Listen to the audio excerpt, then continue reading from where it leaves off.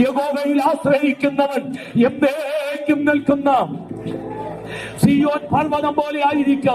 പർവ്വതം കുലുങ്ങി സമുദ്രമറ്റ് വീണാലും, അതിന്റെ വെള്ളം ഇരച്ചു കലങ്ങിയാലും, അതിന്റെ കോപം കൊണ്ട് എന്തൊക്കെ സംഭവിച്ചാലും ഞാൻ ഭയപ്പെടത്തില്ല. 46-ാമത്തെ സങ്കീർത്തനം ഇന്ന് രാത്രി വചനം പഠിപ്പിക്കുന്നു. എന്തൊക്കെ സംഭവിച്ചാലും എനിക്കൊരു കുലുക്കം വരാതെ നിൽക്കാൻ അകത്തൊരു ആത്മാവുണ്ടെന്ന്, അകത്തൊരു പ്രവൃത്തി വെളിപ്പെടുന്നുണ്ട്.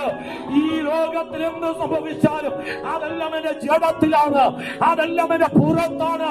പക്ഷെ എന്റെ ആത്മാവിനെ തൊടാൻ, എന്റെ ആത്മാവിനെ സ്വാമി സന്ദർശിക്കാൻ ദൈവം അനുവദിച്ചിട്ടില്ല. വേലി പുറമെ പൊളിയത്തുള്ളൂ, അകത്ത് പൊളിക്കാൻ ദൈവം അനുവദിച്ചിട്ടില്ല. വേലി പുറമെ പൊളിയത്തുള്ളൂ, അകത്ത് പൊളിയത്തില്ല. ദൈവ പൈതലാണോ? പുറമെ ചിലത് പൊളിക്കും, പക്ഷെ അകത്ത് പൊളിക്കാൻ എന്റെ ദൈവം വിട്ടിട്ടില്ല, വീഴത്തില്ല. അതെന്റെ ദൈവത്തിന്റെ പദ്ധതിയാണ്.